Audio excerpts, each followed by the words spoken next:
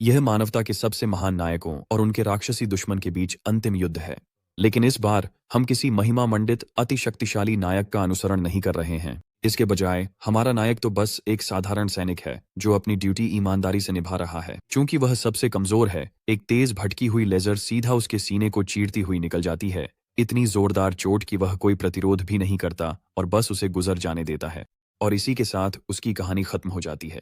अपने आखिरी पलों में वह अपने साथी सैनिकों की ओर देखता है जो युद्ध के मैदान में मरे और बिखरे पड़े हैं। और जहां तक उन तथाकथित महानतम नायकों की बात है, तो वे सभी मानवता के सबसे बड़े दुश्मन लिक्विडेटर के खिलाफ जबरदस्त लड़ाई में उलझे हुए हैं। इन नायकों में 4 बहादुर योद्धा हैं, जिनमें से हर एक के पास अनोखी खूबियां और चमकदार शक्तियां हैं। और फिर हमारे जैसे लोग भी हैं, साधारण सैनिक जिन्हें बलि के बकरों की तरह मैदान में उतार दिया गया है। ये लोग तो बस एनपीसी की तरह हैं जो कोने में खड़े रहते हैं और जिनका कोई संवाद नहीं होता। इनका मकसद बस मर जाना। वह खुद को बेकार महसूस करता है, सोचता है कि उसने इस युद्ध में कितना कम योगदान दिया है। काश उसमें भी कोई प्रतिभा जन्म से होती। लेकिन जितने भी ताकतवर ये नायक हों, उनके पास भी कोई मौका नहीं है। लिक्विडेटर उन्हें खीरे की तरह काट देता है। सचमुच उन्हें खत्म करने के लिए बस एक ही वार काफी था। पता चलता है कि वह राक्षस तो पूरे समय अपने शिकार के साथ खेल रहा था। मानवता की किस्मत आखिरकार तय हो चुकी है, या कम से कम ग्रेली तो यही सोचता है। तभी उसे याद आता है कि उसका दिल तो पहले ही टुकड़ों में बंट चुका है, फिर भी वह मरा नहीं है। अगली ही पल उसे पता चलता है कि वह खंडहरों के बीच खड़ा है। उसके सामने एक सर्वशक्तिमान प्राणी खड़ा है जो हो रही घटनाओं के बारे में कोई जानकारी नहीं देता। वह रहस्यमय व्यक्ति दावा करता है कि ग्रे का शरीर पहले ही ठीक हो चुका है, लेकिन हैरानी की बात यह है कि उसने खुद को ठीक किया है, वह भी उन्हीं शक्तियों का इस्तेमाल करके जो उसके भीतर गहराई में छुपी थीं। वह प्राणी आगे कहता है कि ग्रे असल में लिक्विडेटर से कहीं ज्यादा ताकतवर है, वही कमीना जिसने उन सभी हीरोज को जानवरों की तरह मार डाला था। हालांकि उसे यकीन नहीं है कि ग्रे उस शक्ति को संभाल भी पाएगा या नहीं। तो फिलहाल वह प्राणी हमारे लड़के को अपनी शक्ति का एक हिस्सा देता है, बस इतना कि वह लिक्विडेटर को हरा सके। वास्तविक दुनिया में वापस ग्रे की तलवार तुरंत रहस्यमय ऊर्जा से घिर जाती है जो उसे उस सर्वशक्तिमान प्राणी ने दी है। बिना समय गंवाए वह इस ऊर्जा को आजमाता है ताकि देख सके कि यह सच में काम की है या सिर्फ दिखावा। पता चलता है कि इस शक्ति में जबरदस्त ताकत है, इतनी कि लिक्विडेटर खुद ग्रे की ताकत की तारीफ करता है। लेकिन यह अब भी काफी नहीं है। जैसे ही ग्रे एक और वार करने जाता है, धड़ाम, वह भी बाकी सबकी तरह 2 टुकड़ों में काट दिया जाता है। उसके 2 हिस्सों में कटे शरीर से खून बहने लगता है। और अजीब बात है कि लिक्विडेटर फिर से उसकी तारीफ करता है। वह पहला इंसान है जिसने लिक्विडेटर को इतनी दूर तक धकेल दिया कि उसे अपनी पूरी ताकत लगानी पड़ी। लेकिन लिक्विडेटर के लिए एक और हैरानी बाकी है। ग्रे अभी खत्म नहीं हुआ है। वह काली ऊर्जा उसे ताकत दे रही है। उसके शरीर का निचला हिस्सा जो अभी 1 सेकंड पहले गायब था, अब फिर से बन गया है और वह पूरी तरह से काली ऊर्जा से बना है। भाई पूरी तरह से ब्लैक क्लोवर मोड में आ गया है अपनी विशाल तलवार के साथ। यह देखने लायक नजारा है। सोचना मुश्किल है कि कोई वाकई लिक्विडेटर को डगमगा सकता है। दुश्मन के पास अब कोई रास्ता नहीं सिवाय खुद को बचाने के लिए शहद के छत्ते जैसी ढाल बनाने के। ग्रे अब इंसान जैसा भी नहीं लग रहा। वह अपनी विशाल तलवार के साथ नीचे गिरता है और उसके प्रहार से हवा में असली झटके की लहरें दौड़ जाती हैं। ढाल चमकदार टुकड़ों में टूट जाती है और मिस्टर घमंडी का अंजाम यह होता है कि घमंडी मार खाकर बुरी तरह गिर जाता है। अब हरामी सोच रहा है कि जिससे वो लड़ रहा है वो इंसान है या नहीं। सच कहें, उसे यकीन नहीं है कि ग्रे अभी जिंदा है या नहीं। इसी बीच हमारा लड़का भी खुद से वही सवाल पूछ रहा है। लेकिन अभी सबसे ज्यादा मायने सिर्फ इस लड़ाई का है। और हाँ, ये अजीबोगरीब शख्स बहुत ही मजबूत है, लेकिन हमारा लड़का भी ठान चुका है कि वो हिसाब लगाकर इस हरामी को तोड़कर ही मानेगा। वो तब तक नहीं रुकेगा जब तक इस खतरे का नामो निशान मिटा न दे। वो एक और जोरदार वार करता है और ये डरावना कमीना अजीब सा सुनहरा खून बहाने लगता है। जवाब में ये अजीब प्राणी कोई अगली लेवल की जुत्सु निकालता है और स्वर्गीय पंख उगा लेता है। लगता है जैसे वो खुद समय के साथ खिलवाड़ कर रहा है। दिन रात में बदल जाता है और चांद ऐसे चमकता है जैसे खुद देवताओं की स्पॉटलाइट हो। ये वाकई काबिले तारीफ है और ग्रे भी इसे मानता है, लेकिन इतना भी नहीं कि उसका आत्मविश्वास डगमगा जाए। वो पूरी ताकत से हमला करता है, सीधे लिक्विडेटर की गर्दन पर प्रीएम्प्टिव स्ट्राइक करता है। लेकिन हैरानी की बात है कि तलवार आर पार नहीं होती। उसके चारों ओर फिर से कोई अजीब सी ढाल है। फिर वो बकवास करने लगता है जो मेरे सिर के ऊपर से निकल जाती है। माना जा रहा है कि इस असली संध्या के क्षेत्र में उसे कोई चोट नहीं पहुंचा सकता, या कम से कम यही ये हरामी दावा करता है। वो ग्रे से कहता है कि आसमान की ओर देखो ताकि उसे पता चले कि वो कितनी गहरी मुसीबत में है। खैर, हमारा लड़का जिज्ञासा से ऊपर देखता है और एक तेज चमकदार तारे जैसी चीज को देखता है जो पागलपन की हद तक चमक रही है। फिर बूम, वो चीज किसी उल्कापिंड की तरह गिरती है और ग्रे को पूरी तरह से मिटा देती है। लिक्विडेटर विजयी खड़ा रहता है, नीचे उस गड्ढे को घूरता है जो पीछे रह गया है। लेकिन शुक्र है वो रहस्यमय सत्ता जो पहले दिखी थी फिर से समय पर आ जाती है, सब कुछ वापस घुमा देती है और हमारे लड़के को अतीत में भेज देती है, केवल एक मिशन के साथ, दुनिया को बचाना। वैसे उस रहस्यमय आदमी का नाम क्रोनोस है। ऐसा लगता है कि उसका और लिक्विडेटर का कोई पुराना रिश्ता है, लेकिन कोई हमें नहीं बता रहा कि किस तरह का। तो खैर, वापस आते हैं हमारे लड़के पर, जो अपनी पुनरावृत्ति के तुरंत बाद एक शांत हरे भरे मोहल्ले में आंखें खोलता है। यहाँ सब कुछ शांत है, सुकून भरा है और सच कहें तो काफी फोटोजेनिक भी है। पता चलता है कि वह अपने गृहनगर रेनाटो विलेज में है। सिर्फ अपने गृहनगर में ही नहीं, बल्कि उसके अतीत के रूप में। वह लगभग 15 साल पीछे अतीत में है। लगता है क्रोनोस ने अपना वादा निभाया है। ग्रे को समय में पीछे भेज दिया गया है, दुनिया को बचाने का आखिरी मौका देने के लिए। अचानक उसके हाथ में तेज जलन सी दर्द उठती है। जब वह अपने हाथ को देखता है तो उसे अपने कलाई पर घाव और पट्टियां बंधी हुई नजर आती हैं। अब जब वह सोचता है तो यह वही समय था जब वह बेल्डर और उसके गिरोह के लिए बस एक पंचिंग बैग जैसा था। लेकिन इस नए मौके के साथ अगर वह अब भी पिटता रहा तो यह वाकई बहुत दयनीय होगा। फिर भी वह उन लोगों से सीधे लड़ने की स्थिति में बिल्कुल नहीं है। भाई उनकी लीग से बहुत बाहर है। अब जब पीछे मुड़कर देखता है तो लिक्विडेटर को हराना भी एक सपना जैसा लगता है। खैर, उसे यह पता लगाना ही होगा कि इन बदमाशों से कैसे निपटना है, वरना वह फिर से वही दुख दोहराने को मजबूर हो जाएगा। लगता है भाई को चैन नहीं मिल रहा, या शायद मिल सकता है। वह अचानक उन्हीं कमीनों से टकरा जाता है जिनसे वह सबसे ज्यादा डरता था। बिल्कुल, ये बिल्डर और उसके गुंडे हैं। चूंकि वे हाल ही में बोर हो गए थे, इसलिए वे हमारे लड़के की तलाश में थे, ताकि अपनी पुरानी परंपरा ठेठ बदमाशी को नए धर्म की तरह जारी रख सकें। वे उसके पैरों के पास एक अतिरिक्त तलवार फेंकते हैं और उसे उठाने का आदेश देते हैं। हमारा लड़का तलवार को घूरता है, बिल्कुल अनजान। उसे अब भी समझ नहीं आया कि ये गुंडे क्या करने वाले हैं। आखिरकार 15 साल हो चुके हैं तो यादें थोड़ी धुंधली हो गई हैं। इसी बीच बेल्डर मानता है कि ग्रे जानबूझकर अनजान बनने का नाटक कर रहा है, इसलिए वह इतना दयालु है कि उसे उनकी नकली लड़ाइयों की याद दिला देता है। यह सुनकर ग्रे जल्दी से इन परेशानियों को टालने की कोशिश करता है और अपने घायल हाथ की ओर इशारा करता है। वह निमंत्रण के लिए आभारी है, लेकिन दुर्भाग्यवश वह शामिल नहीं हो सकता क्योंकि उसकी चोट ठीक नहीं हुई है। भाई, इन आवारा लोगों से पीछा नहीं छुड़ा सकता जब तक कि वह तलवार ना उठा ले। वे उसे आश्वस्त करते हैं कि तलवारें कुंद हैं, इसलिए चोट लगने की संभावना नहीं है। हालांकि ग्रे के मन में अब भी है कि चोट लगना संभव है। तलवार कितनी भी कुंद क्यों ना हो, आखिरकार वह लोहे का टुकड़ा है। अगर एक भी वार गलत जगह पर लग जाए तो सीधा स्वर्ग का टिकट कट सकता है। खैर, उसकी बात में दम है। अगर हल्का सा भी वार गलत जगह, जैसे कि कमर के नीचे हो जाए, तो आदमी जमीन पर दर्द से तड़पता रह जाएगा। लेकिन इन लोगों को ग्रे की बातों के पीछे की तर्क समझ में नहीं आती। बेलर मुद्रा में आ जाता है, वार करने को तैयार। उसे ग्रे से ना सुनना पसंद नहीं, इसलिए वह गुस्से में सांड की तरह उस पर टूट पड़ता है द्वंद्व शुरू कर सके। ग्रे तलवार पकड़ने का समय मिला था, पर अब समय खत्म हो चुका है। बेलर पहले ही उस पर झपट चुका है। हमारे लड़के को यह बहुत हास्यास्पद लगता है कि यह आदमी इसे दिखावटी लड़ाई कहता है, जबकि वह ऐसे दौड़ रहा है जैसे अपनी ही मां से नाराज हो। तभी ग्रे को एक पूर्व सैन्य डॉक्टर की कही बात याद आती है। उसकी तलवारबाजी कभी इसलिए नहीं सुधरी क्योंकि बचपन में उसे एक चोट लग गई थी। अब जब वह सोचता है तो शायद यही वह चोट थी जिसने उसकी जिंदगी हमेशा के लिए बदल दी और उसे कमजोर बनकर जीने के लिए मजबूर कर दिया। बेल्डर अपनी तलवार के साथ जोर से वार करता है, लेकिन ग्रे फुर्ती से हट जाता है और वार को चकमा दे देता है। सच कहें तो खुद ग्रे भी हैरान है कि वह इसे चकमा देने में कामयाब हो गया। वहीं दूसरी ओर इतनी जबरदस्त फुर्ती देखकर बेल्डर का चेहरा चिढ़ से सख्त हो जाता है। वह एक और वार करता है, जिसे मेरा बंदा चकमा दे देता है। फिर उसके पैरों पर एक तेज वार बचा लिया जाता है। हरामी पूरी कोशिश कर रहा है कि हमारे लड़के को छू सके। वह किसी खूनी मिशन पर निकले आदमी की तरह है जो अपने विरोधी को हर हाल में गिराना चाहता है। लेकिन ग्रे ऐसे फिसल जाता है जैसे कोई निंजा कोकीन पर हो। शुरू में ग्रे को लगा कि बिल्डर बस धीमा है, लेकिन फिर उसे एहसास होता है कि बिल्डर धीमा नहीं हुआ है, बल्कि वह खुद तेज हो गया है। भाई सच में हर बार ऐसे बचा रहा है जैसे उसे किराया देना हो। यहाँ तक कि बिल्डर के गुंडे भी जो देख रहे हैं उसे नजरअंदाज नहीं कर सकते। ऐसा लग रहा है जैसे ग्रे पूरी तरह से कोई और इंसान बन गया हो। शायद उसके पास अब वो शरीर नहीं रहा, लेकिन उसने अब तक जितनी भी लड़ाइयां लड़ी हैं उनकी यादें उसके पास हैं। इतने सारे अनुभव उसके दिमाग में छपे हुए हैं कि उसका शरीर अब लगभग ऑटो पायलट पर है।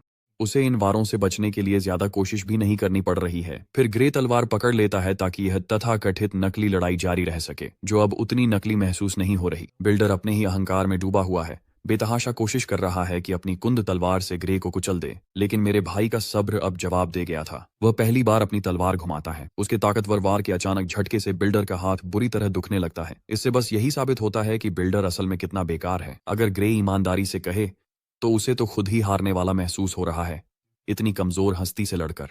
लेकिन वह यह भी मानता है कि बिल्डर को जरा भी दया के लायक नहीं समझना चाहिए। वही कमीना है जिसने ग्रे को तंग किया, उसका भविष्य छीन लिया और सारी तकलीफें दी। तो पूरी इज्जत के साथ ग्रे अब बिल्डर को उसी की दवा छकाने वाला है। अगली ही चाल में ग्रे बिना किसी मेहनत के बिल्डर के हाथ से तलवार छीन लेता है, उसे तुरंत निहत्था कर देता है। जहां बिल्डर सिर्फ अपमान महसूस कर सकता है, वहीं ग्रे को एहसास होता है कि यह आदमी उसकी सोच से भी ज्यादा बेकार है। वह मौके का फायदा उठाकर एक ताना मारता है, तलवार चलाने में बिल्डर की नाकामी का मजाक उड़ाता है। सिर्फ एक ही वार में बिल्डर की तलवार हवा में उड़ गई। फिर भी फिर से निहत्था होना कोई बड़ी समस्या नहीं है। आखिरकार बिल्डर ही था जिसने जोर देकर कहा था कि ये कुंद तलवारें लड़ाई में इस्तेमाल करने के लिए पूरी तरह सुरक्षित हैं। ग्रे पूरी तरह पागल हो गया है। वह तलवार को इतनी तेजी से घुमा रहा है कि वह सचमुच बेल्डर की त्वचा को चीर देती है, जिससे खून बहने लगता है। जैसे ही हालात की गंभीरता समझ में आती है, बेल्डर के घुटनों से सारी ताकत निकल जाती है और वह लड़खड़ा जाता है। रुको जरा। ग्रे को लगा था कि वह कुंद तलवार का इस्तेमाल कर रहा है, तो फिर ये कमीना खून क्यों बहाने लगा? जब वह पुष्टि करने के लिए अपनी तलवार को देखता है तो पाता है कि यह वाकई में एक कुंद तलवार है। हालांकि अगर यह तेज तलवार होती तो यह आदमी शायद सच में मर जाता। अब चलिए मौजूदा हालात से ध्यान नहीं भटकाते।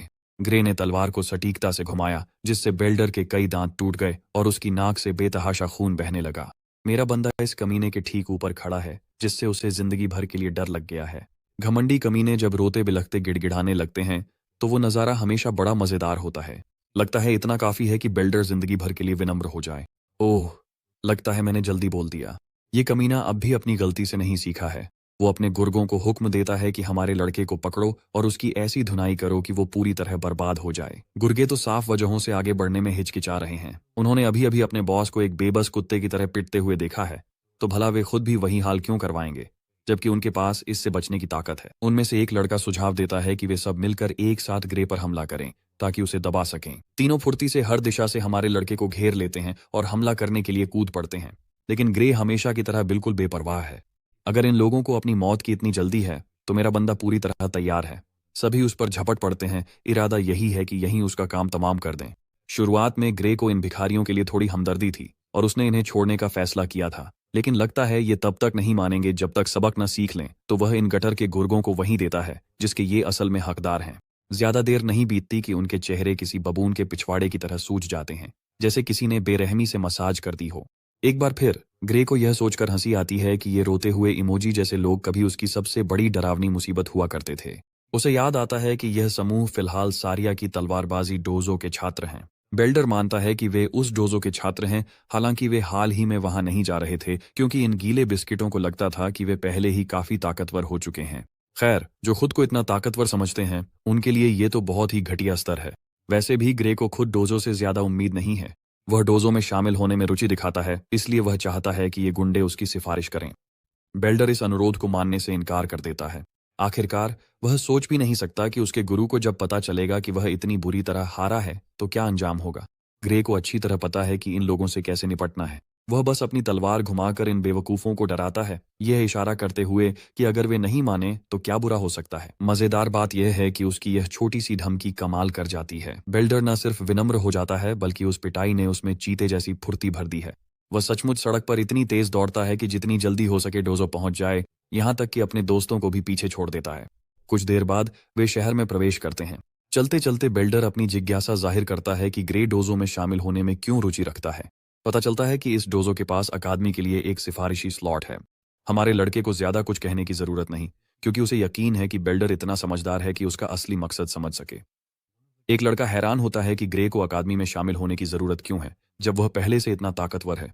इन लोगों को जरा भी अंदाजा नहीं, इन लड़कियों को जरा भी अंदाजा नहीं है। मेरा बंदा अपनी उम्मीदें इतनी नीचे नहीं रखता। उसके पास काफी की अपनी ही परिभाषा है। उसे आज भी वो दिन साफ साफ याद है जब पूरी मानवता के हीरो एक पल में सुअरों की तरह काट डाले गए थे और वही दुनिया की सबसे ताकतवर टीम मानी जाती थी। हीरो को तो भूल ही जाओ।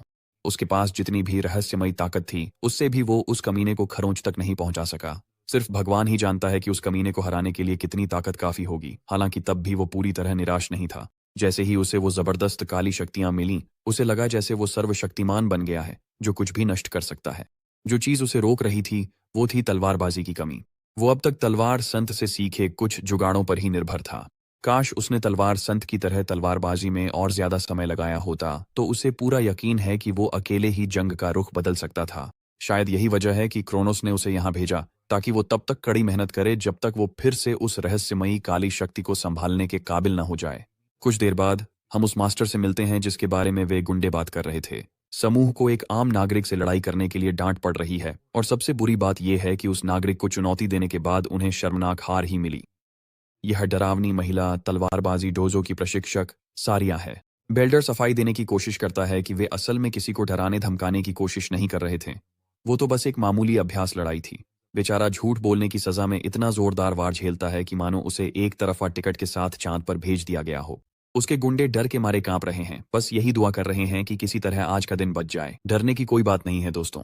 उसने जो करतब अभी दिखाया वो इन मूर्खों को सिखाने के लिए एक छोटा सा सबक था। अगर वे किसी निहत्थे को पीटना अभ्यास लड़ाई कहते हैं तो जो उसने किया वो भी अभ्यास लड़ाई ही कहलाएगा।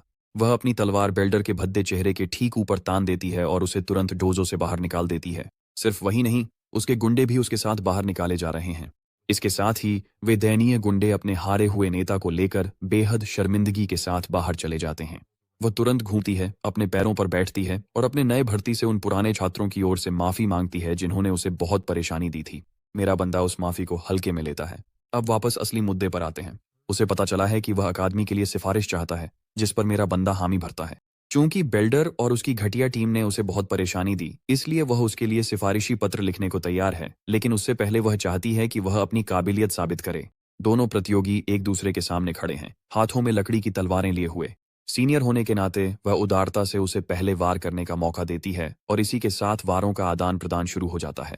वे इतनी तेजी से चलते हैं कि सचमुच उनके डरावने वारों के पीछे केवल सिलहुट्स की लकीरें ही रह जाती हैं।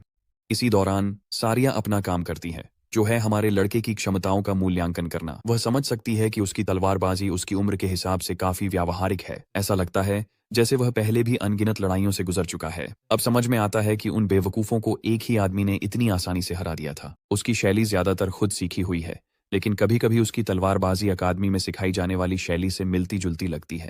इसका मतलब शायद किसी ने उसे सिखाया है, हालांकि उसकी तकनीक अभी भी कच्ची है। हालांकि एक बात तो तय है, उसमें कच्ची प्रतिभा कूट कूट कर भरी है, जिसे पूरी तरह से निखारने और इस्तेमाल करने की जरूरत है। उसने असल में कच्चे हीरे को खोज निकाला है। अब जब उसने मूल्यांकन कर लिया है, तय करती है कि अपनी आखिरी वार से इस द्वंद्व को समाप्त कर देगी। मेरा बंदा संभालता है और आसानी से उसके हमले को रोक देता है। यह भयावह नृत्य एक बार फिर शुरू हो जाता है। FD शुरू होता है। भाई सचमुच उसके हर हमले को ऐसे रोक रहा है जैसे उसे चोट लगने से एलर्जी हो। इससे महिला बेचैन होने लगती है। उसकी तरफ से कोई झिझक न होना उसे परेशान कर रहा है। ऐसा लग रहा है कि वह कोई भी हमला कर ले, उसकी स्थिति डगमगाती ही नहीं, यहाँ तक कि वह खुद से भी चिढ़ने लगती है। सोचना भी अजीब है कि उसे अपनी पूरी ताकत एक ऐसे दिखावटी मुकाबले में लगानी पड़ रही है जो सिर्फ इस युवा की क्षमताओं को परखने के लिए था। वह इतनी अभिभूत हो जाती है कि डर महसूस करने लगती है। एक पल के लिए वह किसी दानवी शक्ति जैसा दिखता है जो कुछ बड़ा छोड़ने वाला है। हमारे लड़के के आखिरी वार को बिना किसी परेशानी के झेलने के बाद उसे एहसास होता है कि वह बस एक बेतुका वार था। उस पागलपन भरे वार के बाद ग्रे थकान महसूस करने लगता है और उसकी ऊर्जा का स्तर गिर जाता है। महिला उसे मायूस देखती है और इसे उसकी रक्षा में कमजोरी समझ लेती है, इसलिए वह एक फुर्तीली बिल्ली की तरह झपटती है, लेकिन खुद को उसी वक्त मात खाते हुए पाती है। वर्जिल की दूसरी ब्रह्मांड से आई बेटी शब्दों से बाहर है। जैसे ही उसे लगा कि उसने जीतने वाला दांव खोज लिया है और वह हमारे लड़के पर वार करने को तैयार थी, हालात अचानक उसके खिलाफ हो गए।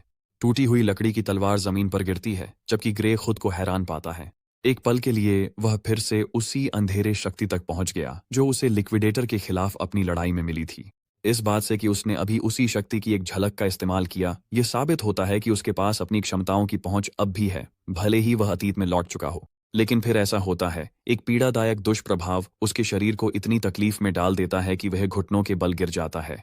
वह खुद को खड़ा भी नहीं रख पाता, जबकि सारियां उसकी हालत देखकर घबरा जाती है और मदद करना चाहती है। अपनी शक्ति का एक अंश इस्तेमाल करने के बाद भी ग्रे समझ जाता है कि उसका वर्तमान शरीर उसकी क्षमताओं को दिखाने में असमर्थ है। फिर भी वह अपने कांपते हुए शरीर के बावजूद दोबारा खड़े होने का संकल्प जुटाता है।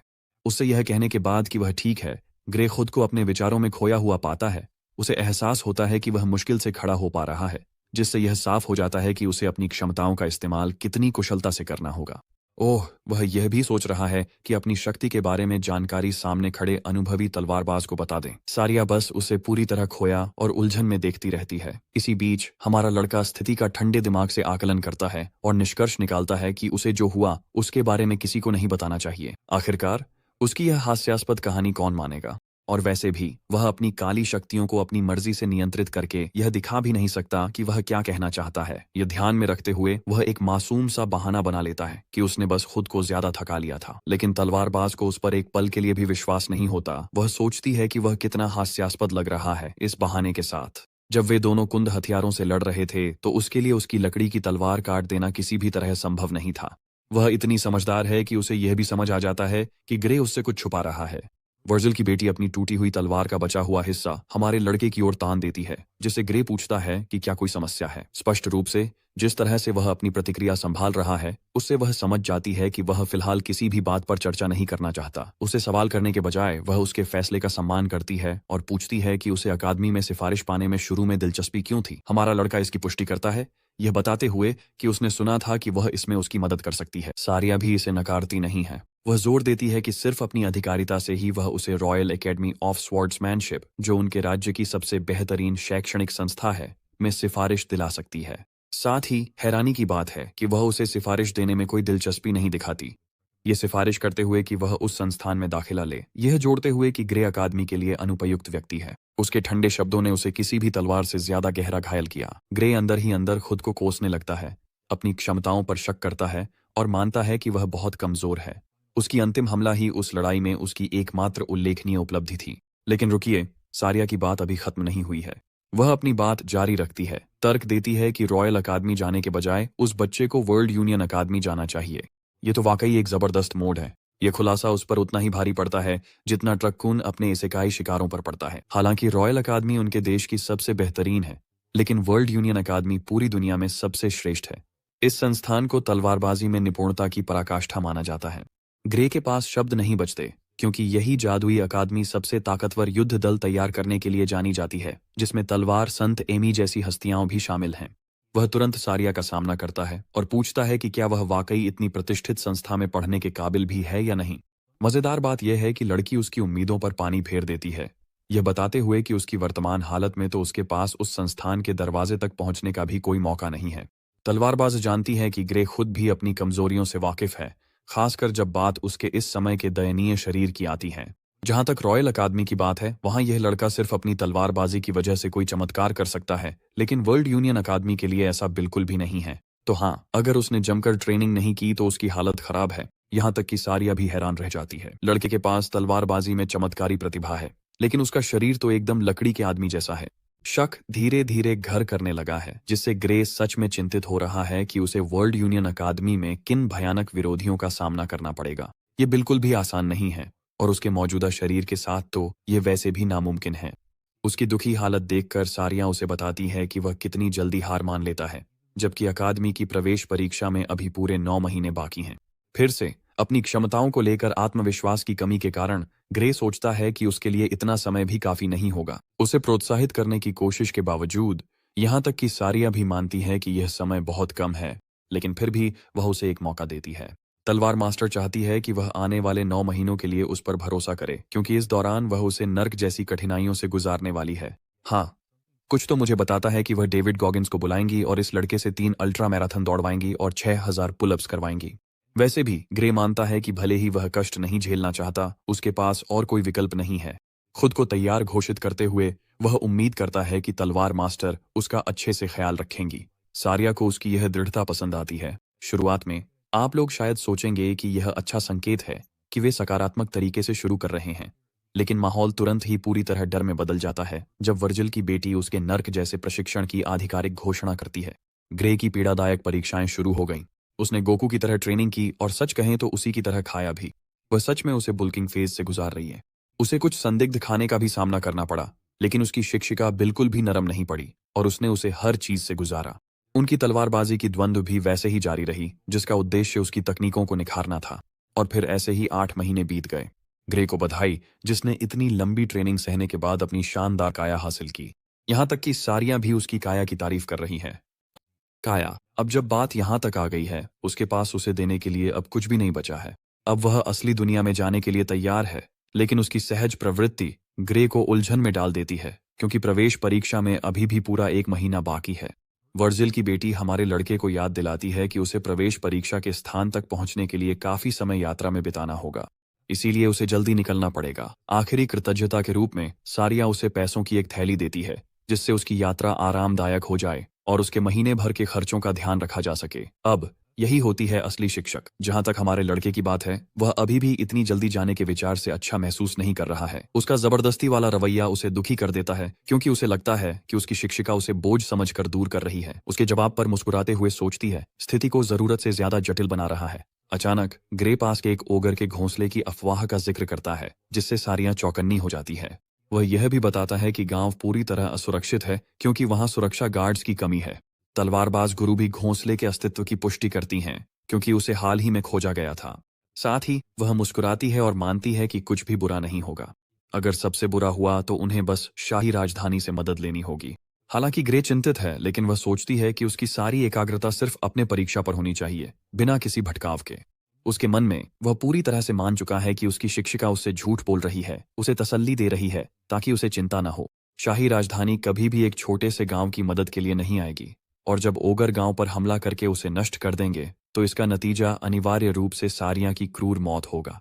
अपनी पिछली जिंदगी में उसने जाना था कि वह अकेले ही लड़ाई लड़ते हुए मारी गई थी।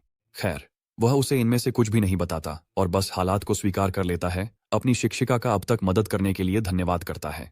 ग्रे तुरंत ही निकलने का फैसला करता है, जिससे सारिया के चेहरे पर मुस्कान आ जाती है। वह और उसकी दो बड़ी शख्सियतें उसके पास होने की दुआ कर रही हैं। कुछ दिनों बाद हमें एक दृश्य दिखता है जिसमें वह एक खतरनाक रास्ते से गुजरती है ताकि घोंसले तक पहुंच सके। यहाँ इंसानों के कंकालों के अवशेष डरावने तरीके से पेड़ों पर लटकाए गए हैं ताकि चेतावनी दी जा सके। सारिया उस जानकारी का उपयोग करके घोंसले का पता लगाने की कोशिश कर रही है जो उसे स्काउट से मिली थी। आगे खून के निशान देखकर उसे पता चल जाता है कि आगे खतरा छुपा हुआ है, लेकिन इससे पहले कि वह कुछ कर सके, तलवारबाज गुरु अपनी शिष्य की जानी पहचानी आवाज सुनकर चौकन्नी हो जाती है।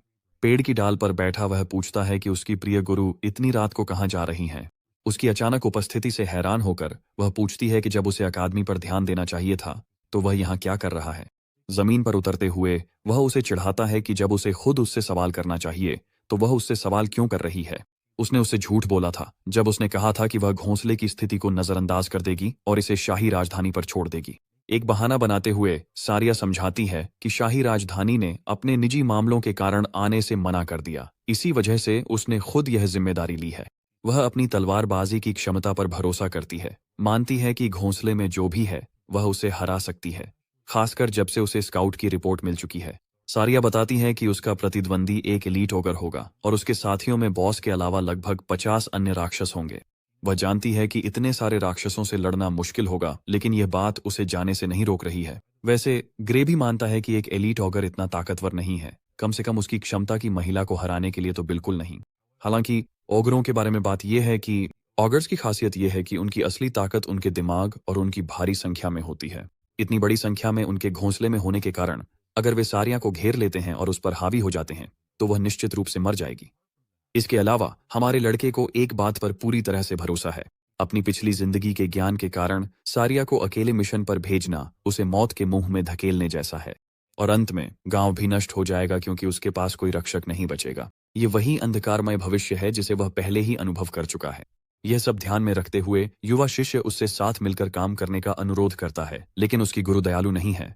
वह कहती है कि वह अकेले ही सब संभाल सकती है। उसे यह समझाने में समय बर्बाद करने के बजाय कि वह अकेली काफी नहीं होगी, ग्रे चालाकी से कहता है कि वह असली युद्ध का अनुभव हासिल करना चाहता है। वह तो उसे अपराध बोध भी दिलाने लगता है, पूछता है कि क्या वह डरती है कि वह उसके रास्ते में बोझ बन जाएगा। हालांकि वह होशियार है, उसकी गुरु उसके कहे गए शब्दों की बेतुकापन की ओर इशारा करती है। इस समय उनकी कौशल में अंतर लगभग बराबर है, यहाँ तक कि वह अपनी मॉक लड़ाइयों के दौरान उससे लड़ने में भी संघर्ष करती है। इस तथ्य और विचार के बावजूद सारिया अपने शिष्य को याद दिलाती है कि असली लड़ाई बहुत अलग होती है, खासकर जब आप इस जैसे राक्षसी घोंसले का सामना कर रहे हों। यह कार्य अत्यंत खतरनाक है, यही कारण है कि वह नहीं चाहती कि ग्रे अपनी जान जोखिम में डाले, कम से कम तब तक नहीं जब तक उसके पास और अधिक युद्ध का अनुभव न हो जाए। उसकी गुरु की दृढ़ता सुनकर उसका शिष्य टूट जाता है। आखिरकार सारिया अपने रुख पर अडिग थी, इसलिए वह आखिरी उपाय के तौर पर एक विचार लेकर आता है जिसे वह अपनी गुरु के साथ साझा करना चाहता है। शुरुआत में वह हैरान रह जाती है जब तक कि ग्रे उसे सीधा लड़ाई के लिए चुनौती नहीं देता, यह वादा करते हुए कि वह उसे बेहोश कर देगा और फिर अकेले ही ओगर का सामना करने जाएगा। स्थिति और भी तनावपूर्ण हो जाती है। शिष्य ने अभी अभी अपनी गुरु को असली लड़ाई के लिए चुनौती दी है। अपनी तलवार उसकी ओर ताने ग्रे उसके जवाब का इंतजार करता है। ये महसूस करते हुए कि उसका शिष्य भी उतना ही जिद्दी है जितनी वह खुद है, सारिया हार मान लेती है। वह नहीं चाहती कि वह अकेले जाए, इसलिए वह उसके पहले वाले सुझाव पर लौट आती है कि दोनों साथ चलें। उसे बस इस बात की परवाह है कि वह सही सलामत लौट आए। और हाँ, वन पीस सच में है। दोनों एक साथ मिलकर जंगल में राक्षसों का सामना करने निकल पड़ते हैं। रात गहराती जाती है और आखिरकार गुरु और शिष्य घोंसले का ठिकाना ढूंढ लेते हैं। बुद्धिमान राक्षस अपने वातावरण का फायदा उठाते हैं। उन्होंने ऐसा घोंसला बनाया है जिसमें अगर कोई यहाँ तक चुनौती देने आ भी जाए तो भागने की कोई गुंजाइश नहीं रहती। सारिया सोचती है कि इन जीवों को अपनी क्षमता पर पूरा भरोसा है, जबकि ग्रे तर्क करता है कि असल में यह दोनों के लिए नुकसानदेह है, क्योंकि अब उन्हें बहुत संभल कर लड़ना होगा। सुरक्षित दूरी से देखती हुई वह काफी हैरान है। मुखिया समूह में कहीं नजर नहीं आ रहा है, जिससे उसे यह सोचने पर मजबूर होना पड़ता है कि शायद वह अपने तंबू में छिपा हुआ है। अगर ऐसा है तो यह उनके लिए अच्छा है, क्योंकि इस तरह वे एलीट ओगर के सामने आने से पहले उसके कई गुर्गों को मार सकेंगे। युद्ध रणनीति पर चर्चा करने के लिए सारिया अपनी शिष्या को निर्देश देती है कि वह एक तरफ से राक्षसों को निशाना बनाए, जबकि वह दूसरी तरफ से कवर करेगी। योजना को तुरंत क्रियान्वित करते हुए दोनों तलवारें हाथ में लेकर कार्रवाई में जुट जाते हैं। टकराव शुरू हो गया है। इससे पहले कि राक्षस स्थिति को समझ पाते, राजसी सारिया पहले ही उनके ऊपर आ जाता है और एक साफ सिर पर वार करता है, जिससे प्राणी का सिर फुटबॉल की तरह हो जाता है और वह जमीन पर गिर जाता है। पहला राक्षस गिर जाने पर बाकी राक्षस अपनी भाषा में एक दूसरे पर बड़बड़ाने और दहाड़ने लगते हैं। पूरा समूह गुस्से से भर जाता है और सीधे हत्या के मोड़ में चला जाता है। घुसपैठियों को मारने के लिए अपने हथियार तैयार करता है, लेकिन इससे कोई फर्क नहीं पड़ता, क्योंकि हमारा लड़का जिस तरह से भीड़ का सफाया कर रहा है वह पूरी तरह से बीस्ट मोड में है। यह लड़का अकेला ही एक सेना है, एक साथ कई राक्षसों को काटता चला जा रहा है। शानदार सारिया भी कुछ कम नहीं है। वह पापा वर्जिल से सीखी अपनी शानदार क्षमताओं का प्रदर्शन कर रही है। ये दोनों कोई रोक नहीं सकता। ग्रे और सारिया एक दूसरे की पूरी तरह से रक्षा करते हैं। कुछ ही मिनटों में उनकी नजर में आने वाला हर एक राक्षस सिर्फ एक लाश बनकर रह जाता है। वैसे वह ग्रे की असली लड़ाई में उसकी अडिग दृढ़ता से काफी प्रभावित है। वह पहले से कहीं ज्यादा तैयार है और अपनी मास्टर को भी सतर्क रहने की चेतावनी देता है। लेकिन बात यह है कि इस हालात के बारे में उसे कुछ अजीब सा महसूस हो रहा है। यह लड़ाई उनके लिए बहुत आसान रही है, बल्कि जरूरत से ज्यादा आसान, क्योंकि अगर यही स्तर था जिसका सामना सारिया को करना था तो वह अकेले ही इन सबको हरा सकती थी, बिना उसकी मदद के भी। और यही बात उसे बेचैन कर देती है, क्योंकि जो भी उस तंबू के अंदर छिपा है वह अब तक सामने आए किसी भी खतरे से कहीं ज्यादा डरावना होने वाला है। इसी बात पर उस प्राणी की डरावनी जोड़ी आंखें अंधेरे तंबू में से चमकती हैं और दूर से उसे घूरती हैं। जैसे ही ग्रे की नजर उस प्राणी की आंखों से मिलती है, वह हैरान होकर कांप उठता है। अपनी ताकत के बावजूद वह डर के मारे सिकुड़ जाता है और अपने मालिक से कहता है कि उन्हें तुरंत यहाँ से जाना होगा। यहाँ तक कि सारिया भी नहीं समझ पाती कि अचानक उसे क्या हो गया है। बिना कुछ समझाए वह डर से कांपती आवाज में उस पर चिल्लाता है कि भागो, और उसकी आवाज में इतना डर होता है कि सारिया उससे कोई सवाल नहीं करती। वह बस उसके निर्देशों का पालन करती है और उसके पीछे पीछे दौड़ पड़ती है। जैसे ही वे भाग रहे हैं, आप सोच सकते हैं कि वे बच निकलेंगे, लेकिन नहीं, क्योंकि उनका डरावना प्रतिद्वंद्वी सचमुच आसमान से एक जबरदस्त ऊंची छलांग लगाकर उनके सामने आ जाता है। ग्रे तब दहशत में आ जाता है जब वह राक्षस अपने पैर जमीन में गाड़कर साहसी इंसानों का सामना करता है। सारिया का चेहरा हैरानी में बदल जाता है। वह इशारा करती है कि बॉस मॉन्स्टर खुद उनसे लड़ने आ गया है। लेकिन तभी ग्रे एक ऐसा खुलासा करता है जिसकी किसी ने उम्मीद भी नहीं की थी। ये तो बॉस मॉन्स्टर है ही नहीं। जैसे ही वह असली बॉस की जगह बताने वाला होता है, उनके पीछे से एक राक्षसी आवाज दहाड़ती है। इस उकसाने वाली दहाड़ के साथ ही एक और झुंड उनके पीछे दौड़ पड़ता है। यह रोमांचक शोर सारिया के लिए बहरा कर देने वाला है, लेकिन ओगर्स के लिए यह उन्हें युद्ध के प्यासे पागल बना देता है। सारिया डर के मारे कांप रही है, अपनी ही इंद्रियों को समझ नहीं पा रही है। यहाँ एक ऐसा प्राणी है जो एक एलीट ओगर से भी ज्यादा डरावना और खतरनाक है, और वही पूरे समूह का नेतृत्व कर रहा है। आखिरकार ग्रे बताता है कि वे एक ऑगर जनरल के खिलाफ हैं। वही असली बॉस है इस राक्षसों के अड्डे का। मुझे आपको याद दिलाना होगा, वे सचमुच अभी दोनों तरफ से फंसे हुए हैं। एक तरफ एलीट ओगर उनकी भागने की राह रोक रहा है। पीछे जाना भी कोई विकल्प नहीं है, क्योंकि वहां एक बड़ी भीड़ उनका इंतजार कर रही है, साथ ही अड्डे का असली बॉस भी। सारिया अपना हैरानी जाहिर करती है, पूरी तरह जानती हुई कि वे अपने स्तर पर भी ऐसे राक्षस का सामना नहीं कर सकते। उनकी जीत का एकमात्र मौका यही है कि वे सामने खड़े एलीट ओगर को मारकर भाग निकलें। इसलिए वह ठीक यही करती है, जानवर पर झपटती है और अपना हथियार उसके हथियार से टकरा देती है। इस लड़ाई को जीतने के दृढ़ संकल्प के साथ वह एक मौका देखती है और प्राणी के शरीर पर तेज कट लगा देती है। कट से खून फूट पड़ता है और आमतौर पर यह अच्छा संकेत होता है, लेकिन उसकी चिंता तब और बढ़ जाती है जब वह देखती है कि घाव फिर से भर रहा है। इसी बीच हमारा लड़का भिड़ रहा है। इसी बीच हमारा लड़का अकेले ही दर्जनों राक्षसों से भिड़ रहा है और साथ ही ओगर जनरल की क्षमताओं के बारे में अपनी जानकारी भी साझा कर रहा है। ऐसा लगता है कि उसकी दहाड़ राक्षसों की ताकत और उनकी रिकवरी स्पीड को काफी बढ़ा देती है। असल में वे एक ऐसे ओगर से लड़ रहे हैं जो जैसे स्टेरॉयड पर हो। एक सामान्य ओगर को हराना भी इस समय इतना मुश्किल है कि यहाँ तक कि ग्रे को भी परेशानी हो रही है। एक राक्षस को काटते हुए वह सारिया से कहता है कि उसकी पीठ की रक्षा करे। वह उसे निर्देश देता है कि बस थोड़ी देर तक लड़ाई को टालती रहे, जिससे सारिया सोचने लगती है कि उसके पास आखिर कौन सी चमत्कारी रणनीतियां हैं। इस पर हमारा लड़का बताता है कि ऐसी स्थिति में उनके पास केवल एक ही लक्ष्य है और वह है सबसे बदसूरत उस कमीने को मारना जो अपनी भीड़ के पीछे छिपा हुआ है। जीवित रहने की लड़ाई शुरू हो जाती है जब ग्रे अपनी तलवार एक राक्षस से टकराता है और गिर जाने व चारों ओर से घेर लिए जाने पर अपनी झुंझलाहट जाहिर करता है। वह वार को रोकता है और देखता है कि एक और उग्र राक्षस उस पर हमला करने के लिए तैयार है। वह दुश्मनों को काटता हुआ आगे बढ़ रहा है, इस पर ध्यान केंद्रित करते हुए कि उसके सामने एक साफ रास्ता बन जाए ताकि वह अपने लक्ष्य तक पहुंच सके। हालांकि लापरवाही में वह इतनी ताकत लगा देता है कि उसकी तलवार सचमुच टूट जाती है। यह वाकई में परेशानी की बात है, क्योंकि अब उसके पास वह एकमात्र हथियार नहीं बचा है जिस पर उसे पूरा भरोसा था। वह बढ़े हुए ताकत वाले ऑगर के नीचे की ओर वार से बचता है और अपनी अतिरिक्त तलवार निकालने पर ध्यान केंद्रित करता है। हाँ, यह सबसे समझदार मुख्य किरदार है जिसे मैंने हाल ही में देखा है। दूसरी तलवार साथ रखना मतलब तैयार रहना। वैसे भी ग्रे को चिंता है कि उसकी तलवार ज्यादा देर तक नहीं टिक पाएगी। उसकी मदद के लिए उसकी गुरु अपनी अतिरिक्त तलवार उसकी ओर फेंकती है, जिससे उसे जीत का एक और मौका मिल जाता है। अब दोनों अतिरिक्त तलवारें उसके हाथ में हैं, जिससे उसकी लड़ने की संभावना बेहतर हो जाती है। लेकिन फिर भी इतना भी काफी नहीं है कि वह इन सभी राक्षसों को मार सके। ओगर जनरल तक पहुंचने में बहुत ज्यादा रुकावटें हैं और साथ ही उसके अनुचरों को भी हराना पड़ रहा है। अपनी क्षमताओं पर भरोसा करते हुए यह आदमी पूरी तरह पागल हो जाता है और दुश्मनों पर सुपर स्पीड स्लैश छोड़ देता है। उसकी आगे बढ़ने की गति तब टूट जाती है जब एक ओगर उस पर हमला करने की कोशिश करता है। सौभाग्य से वह बच जाता है और फिर जल्दी से हमले को रोक भी लेता है। यह लड़ाई उसे थका रही है, लेकिन फिर भी उसने अपने सामने मौजूद राक्षसों से निपटने में काफी प्रगति कर ली है। ओगर जनरल खुद को खतरे में महसूस करता है और दूसरी बार भयानक दहाड़ छोड़ने का फैसला करता है। ग्रे के लिए यह डरावना है कि पहले से ही मजबूत प्राणी अब और भी ज्यादा ताकतवर हो गए हैं। यह आदमी अब और भी ज्यादा परेशान है क्योंकि अब उसे उनसे निपटने में और भी ज्यादा संघर्ष करना पड़ रहा है। ग्रे को एहसास होता है कि ओगर जनरल इतना बुद्धिमान है कि उसकी रणनीति को समझ सकता है। अब जब ओगर जनरल जान गया है कि इंसान क्या करने की कोशिश कर रहा है, तो वह बार बार दहाड़ता रहता है ताकि अपने अनुचरों को लड़ाई के लिए उकसा सके। एक वार को रोकते हुए ग्रे राक्षसों को चीरता हुआ सीधे आगे की ओर दौड़ पड़ता है। राक्षसों की एक भीड़ उसका स्वागत करने के लिए तैयार है। हर एक से भिड़ने के बजाय वह कुशलता से केवल उन्हीं को काटता है जो सीधे उसके रास्ते में हैं, लेकिन इसके बावजूद उसके पूरे शरीर पर खरोंचें और चोटें आ जाती हैं। यह खूनी संघर्ष उसे थका रहा है क्योंकि वह उनके अंतहीन हमलों के बीच से निकलने की कोशिश कर रहा है। अपना बचाव छोड़ते ही वह एक ओगर द्वारा पकड़ लिया जाता है और जमीन पर दबा दिया जाता है। हालात उसके लिए वाकई बहुत खराब लग रहे हैं क्योंकि ओगरों ने उसे ठीक वहीं जकड़ लिया है जहां वे चाहते थे। सौभाग्य से वे इतने गुस्से में हैं कि आपस में तालमेल खो चुके हैं, क्योंकि उनमें से एक बिना सोचे समझे अपने ही साथी को काट देता है। ग्रे ये समझता है कि उनकी रणनीति शायद उसकी तलवारों को कमजोर करने की है। जब वह सोच में डूबा हुआ है, तभी एक गीगा चैड ओगर अपनी ताकतवर मुट्ठी से वार करने के लिए तैयार होता है।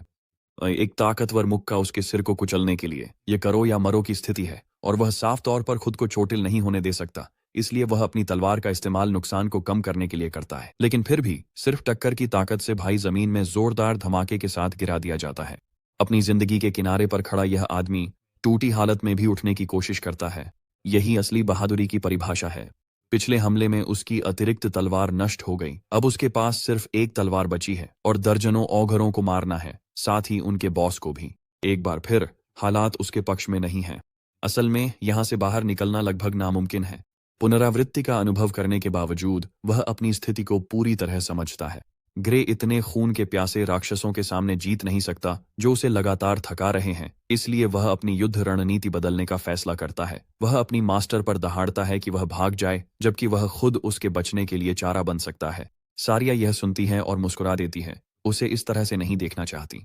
वह अब भी ताकतवर एलीट ऑगर का सामना कर रही है, लेकिन ग्रे समझ नहीं पाता कि वह अब भी लड़ने के लिए इतनी दृढ़ क्यों है। वह उसे भाग जाने का आश्वासन देता है, यह कहते हुए कि वह जल्द ही उसके पीछे आ जाएगा। लेकिन सारिया उसकी सलाह मानने से इनकार कर देती है और भयानक रूप से खुलासा करती है कि वह अब दौड़ने की क्षमता खो चुकी है। उसकी जांघ पर गहरी चोट लगी है, जिससे ग्रे की सारी उम्मीदें राख हो जाती हैं। अब वह रास्ता भी संभव नहीं रह गया है। अब कोई और रास्ता नहीं बचा सिवाय अपनी मौत की ओर बढ़ने के। गुस्से में अपनी तलवार घुमाते हुए वह सोचता है कि आखिर उसने पीछे क्यों लौटना शुरू किया था। इतना भारी उद्देश्य होने के बावजूद यह सब अब समाप्ति की कगार पर है। दुखद रूप से हमारे लड़के की आखिरी तलवार भी टूटकर टुकड़ों में बिखर जाती है और फिर भी वह इस सच्चाई को स्वीकार नहीं कर पाता। अपना हथियार खो देने के बावजूद ग्रे इसे अपनी जिंदगी का अंत मानने से इनकार कर देता है। काश वह भविष्य की उस शक्ति का उपयोग कर पाता, वह भयानक क्षमता जो लिक्विडेटर के बराबर थी और उसे नुकसान पहुंचा सकती थी। अगर वह उसे एक पल के लिए भी इस्तेमाल कर सके तो ये राक्षस टुकड़ों में कट जाएंगे। उस समय जो एहसास उसने महसूस किया था उसे दृढ़ता से कल्पना करते हुए वह अपनी टूटी हुई तलवार को संभालता है और ध्यान की अवस्था में चला जाता है।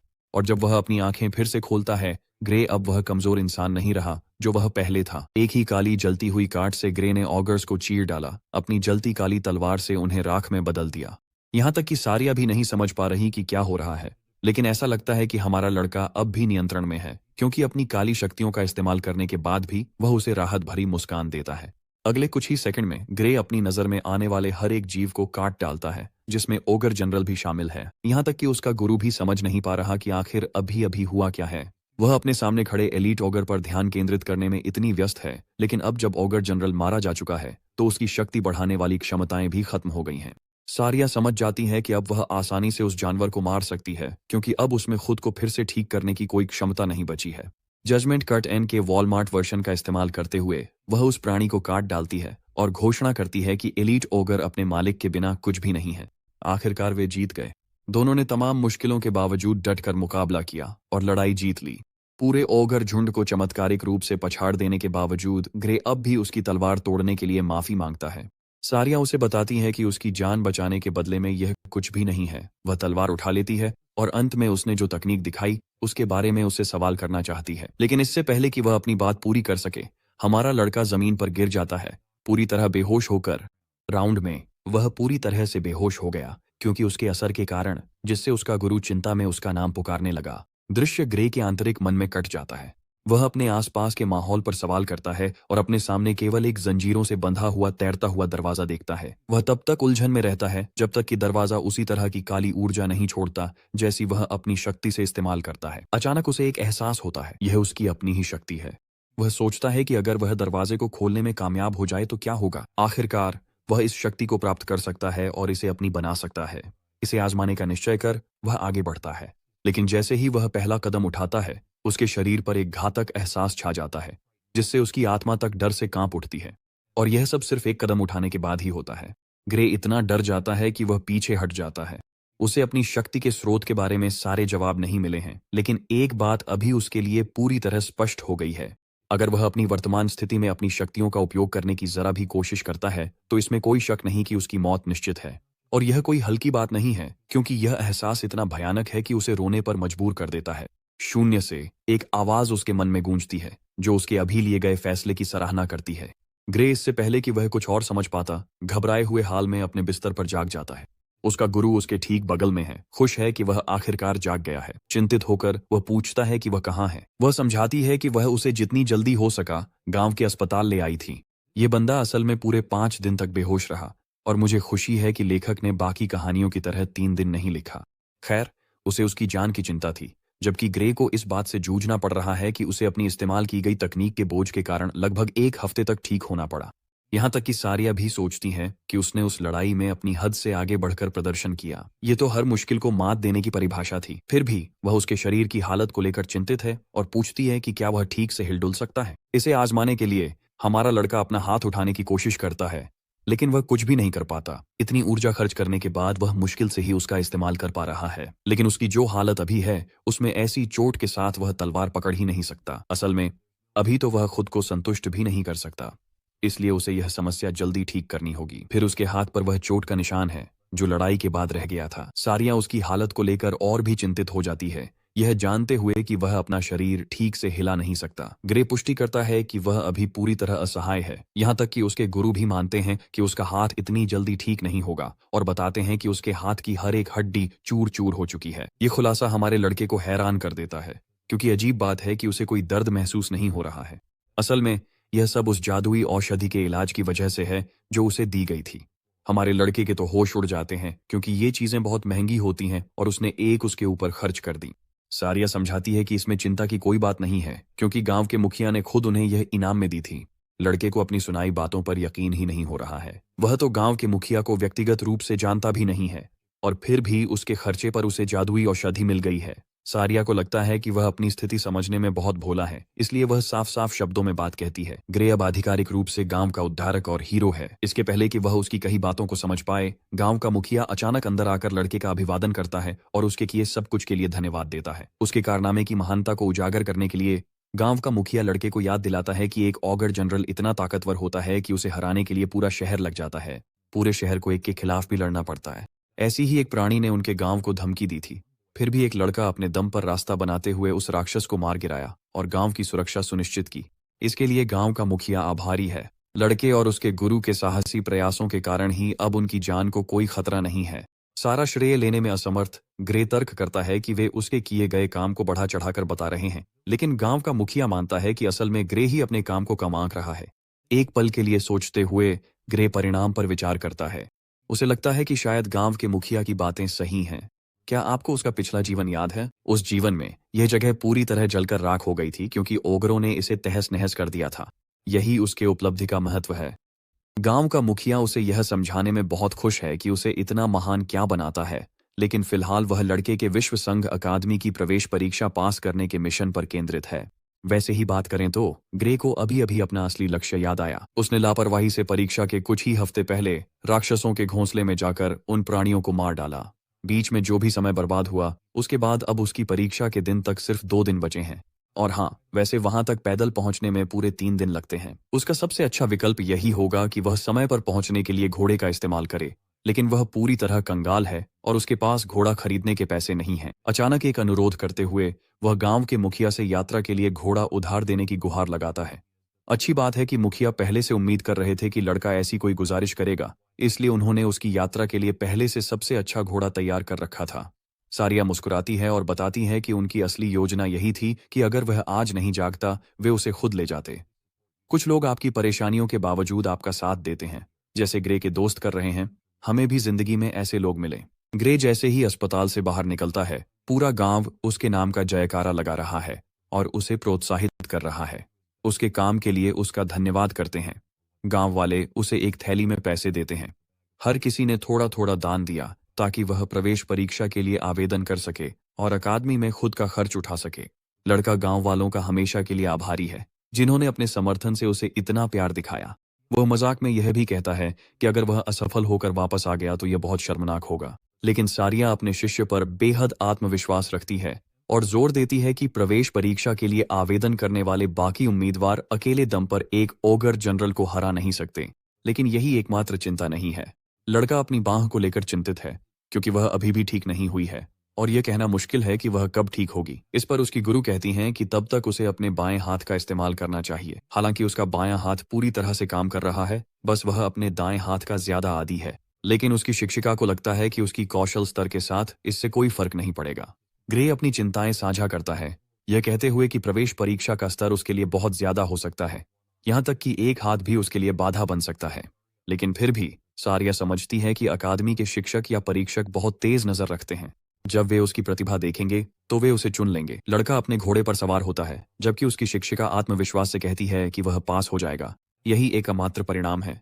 उसे धन्यवाद देते हुए वह वादा करता है कि वह असफल नहीं होगा। अपना पिछला जीवन याद करते हुए जब गांव पूरी तरह नष्ट कर दिया गया था, वह खुश है कि इन लोगों को उसके साथ एक दूसरा मौका मिला। दुनिया इस पल से ही बदल रही है। इस क्षण से सब कुछ बदलने वाला है और वह सुनिश्चित करेगा कि अपनी नई शक्ति से भविष्य को प्रभावित करे। अगले दृश्य में हमारा लड़का आखिरकार अपनी मंजिल पर पहुंच जाता है। आगे देखते हुए वह वर्ल्ड यूनियन अकादमी की भव्यता को निहारता है। एरिना में परीक्षक परीक्षा टिकटों के वितरण की घोषणा करता है। सभी उम्मीदवार एरिना में ही रहेंगे। देखने से लगता है कि आवेदकों की संख्या बहुत अधिक है, लेकिन केवल 20 लोगों को ही कक्षा में जगह मिलेगी। वे हर साल बदलती सीटों की संख्या को लेकर बहस करते हैं, क्योंकि कुछ वर्षों में अकादमी ने 50 लोगों को भी स्वीकार किया था, जबकि कुछ दुर्लभ मामलों में केवल 1 को ही लिया गया था। तो चयन के नियम स्पष्ट रूप से बिल्कुल निश्चित नहीं है। खैर, प्रोफेसर एरियल मंच पर आते हैं और आगे आकर सबका ध्यान आकर्षित करते हैं। वह परीक्षार्थियों को संबोधित करती हैं और समझाती हैं कि उन्हें प्रस्तुत किया गया कागज इकट्ठा करना होगा। अपनी उंगलियों के एक छुटकी में एक पीले रंग का भंवर खुलता है जिससे जादुई ऊर्जा निकलती है और अपने आप हर परीक्षार्थी के हाथ में टिकट प्रकट हो जाता है। हमारा लड़का अपना टिकट इकट्ठा करता है। फेंसिंग कोर्स के लिए उसका परीक्षार्थी नंबर 513 है। प्रोफेसर एरियल जोड़ती हैं कि उनके टिकट पर केवल सबसे महत्वपूर्ण विवरण ही साझा किए गए हैं, लेकिन चिंता की कोई बात नहीं है क्योंकि प्रक्रिया हर साल एक जैसी ही रहती है। वह यह भी पुष्टि करती हैं कि अकादमी को किसी की उम्र या लिंग, उनकी राष्ट्रीयता या वर्ग से कोई फर्क नहीं पड़ता। दूसरे शब्दों में कहें तो उन्हें सचमुच इस बात की कोई परवाह नहीं है कि आप एक अटैक हेलीकॉप्टर हैं या नहीं। उन्हें तो यहाँ तक परवाह नहीं है कि परीक्षार्थियों के नाम क्या हैं। जिन उम्मीदवारों का चयन होना तय है उनसे आगे की जानकारी मांगी जाएगी, लेकिन यहाँ मौजूद बाकी सभी परीक्षार्थियों के लिए यह कोई मायने नहीं रखता। प्रोफेसर एरियल यहाँ तक कहती हैं कि अगर वे झूठा नाम भी दें तो भी कोई दिक्कत नहीं है, एक बार फिर यह साबित करते हुए कि अकादमी को कोई फर्क नहीं पड़ता। खैर, मुसीबत फिर से हमारे लड़के के पास आ जाती है क्योंकि वह आज बिना अपनी तलवार के यहाँ आया है और फिर भी उसे फेंसिंग कोर्स में डाल दिया गया है। इससे उसे सिस्टम की वैधता पर सवाल उठने लगते हैं।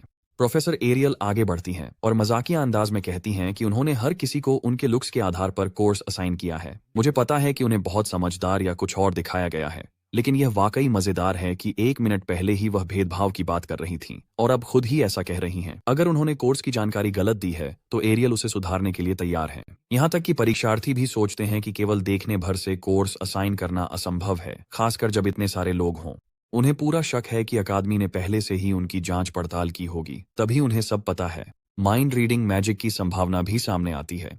प्रोफेसर एरियल उनकी किसी भी चिंता का जवाब नहीं देती। वह तो बस यह देख रही हैं कि कोई भी असाइन किए गए कोर्स को लेकर शिकायत नहीं कर रहा है। तो अगला कदम वह सभी का परीक्षा कार्यक्रम बताने का फैसला करती हैं। विवरण तुरंत ही टिकट पर छप जाता है। ग्रे घबराया हुआ है क्योंकि उसकी परीक्षा पहले ही दिन है, जिससे उसे अपनी बांह ठीक करने का समय नहीं मिलेगा। एरियल बताती हैं कि यह परीक्षा केवल एक बार ही आयोजित की जाएगी और यही सब कुछ तय कर देगी। अगर कोई उम्मीदवार देर से आता है तो उसका सीधा सीधा अयोग्य घोषित किया जाना ही परिणाम होगा। वह यह भी याद दिलाती हैं कि उनका शेड्यूल सख्त है और किसी भी अनुरोध पर उसमें कोई बदलाव या विवाद नहीं किया जाएगा। यह ग्रे के लिए बुरी खबर है। अपनी रिकवरी से जूझ रहा है। वह अपने शरीर से प्रार्थना कर रहा है कि कोई चमत्कार हो और वह कल तक ठीक हो। अगला दिन आता है और क्या आप जानते हैं क्या हुआ? बेचारे की बांह तो जरा भी ठीक नहीं हुई। अब उसके पास इसी हालत में परीक्षा देने के अलावा कोई विकल्प नहीं है। ग्रे का परीक्षार्थी नंबर पुकारा जाता है और वह झुंझलाते हुए आगे बढ़ता है।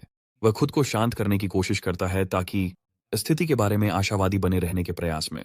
अपने बाएं हाथ का मूल्यांकन करते हुए उसे कोई समस्या नहीं लगती और अगर वह पर्याप्त ताकत लगाए तो वह अपना दायां हाथ भी हिला सकता है। उसकी मौजूदा रणनीति है कि वह परीक्षक की चालों को तीक्ष्णता से देखे और उसी से जीतने की कोई रणनीति खोजे। वह एक उम्मीदवार और एक परीक्षक के बीच का मैच देख रहा है।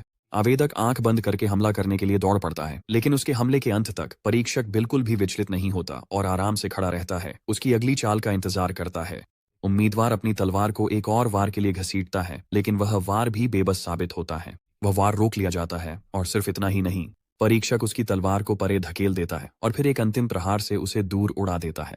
उसका शरीर जमीन से टकराते ही परीक्षक परीक्षा का परिणाम घोषित करता है और उसे स्थल छोड़ने का निर्देश देता है। आप लोग सोच रहे होंगे कि शायद ग्रे ने कुछ खोज लिया है, लेकिन सबसे मजेदार बात यह है कि यह आदमी सचमुच हार मान लेता है और स्वीकार कर लेता है कि अब उसकी बुरी तरह पिटाई होने वाली है। उसका नंबर बुलाया जाता है कि वह अखाड़े में कदम रखे। ग्रे अपनी संभावनाओं पर विचार करता है, ये महसूस करते हुए कि वह उस परीक्षक को हरा नहीं सकता जिसने उससे भी बड़े उम्मीदवार को चकनाचूर कर दिया था। अखाड़े के अंदर हमारे लड़के को पहली चाल चलने की पूरी आजादी दी जाती है। इसके बावजूद वह पूरी तरह समझता है कि यह लड़ाई एक तरफा होने वाली है। फिर भी उसे किसी न किसी तरह का प्रभाव तो छोड़ना ही है। लड़ाई शुरू होती है और ग्रे हमला करने के लिए दौड़ पड़ता है। उसे अपने गुरु की सलाह याद आती है, जिन्होंने कहा था कि केवल अपनी बाहों का नहीं बल्कि पूरे शरीर का इस्तेमाल करके एक शक्तिशाली वार करो। अपने गुरु की सलाह को अमल में लाते हुए वह सोचता है कि अपने दाहिने हाथ की कमी को पूरा करने का एकमात्र तरीका है कि वह अपने बाकी मांसपेशियों का इस्तेमाल करे, और इस तरह वह पहली बार वार करता है जिसे परीक्षक आसानी से चकमा दे देता है। अब भी ग्रे खुद को अपनी सामान्य शैली में लड़ने के लिए संघर्ष करते हुए पाता है। आखिरकार भले ही वह अपने दाहिने हाथ की कमी पूरी करने की कोशिश कर रहा है, लेकिन इससे यह तथ्य नहीं बदलता कि वह यहाँ बहुत बड़ी असुविधा में है। परीक्षक पलटवार करते हुए उसे काटने की कोशिश करता है, लेकिन ग्रे के आश्चर्य के लिए तलवार बहुत धीमी गति से चल रही है। ऐसा लग रहा है जैसे वह उसकी दिशा को बिना जल्दी किए ही पड़ सकता है। तो हमारा लड़का वास्तव में हमले को सफलतापूर्वक रोक लेता है, हालांकि वह अभी भी परीक्षक की ताकत का भार महसूस कर रहा है। साथ ही वह यह भी आंकता है कि परीक्षक की तकनीक सैरियां जितनी परिष्कृत नहीं है। तो अगर वह बस उन तकनीकों पर ध्यान केंद्रित कर सके जो उसने उससे सीखी हैं, तो शायद वह कोई मौका निकाल सके और एक खुला रास्ता बना सके। इस रणनीति को ध्यान में रखते हुए ग्रे पूरी ताकत से प्रशिक्षक पर हावी होने के लिए आगे बढ़ता है। ओह, और प्रशिक्षक वास्तव में पीछे हटने के लिए मजबूर हो रहा है। उसकी गति ही उसकी हार का कारण बन रही है। ग्रे खुद को आत्मविश्वासी महसूस करता है, ये समझते हुए कि वह इस परीक्षक को आसानी से हरा सकता है। उसके गुरु के शब्द फिर से उसके दिमाग में गूंज उठते हैं। उनकी तलवारें एक बार फिर टकराती हैं, लेकिन ग्रे अपने प्रतिद्वंद्वी को पूरी तरह से रोककर अपनी नई आत्मविश्वास के साथ लड़ाई खत्म करने के लिए तैयार है।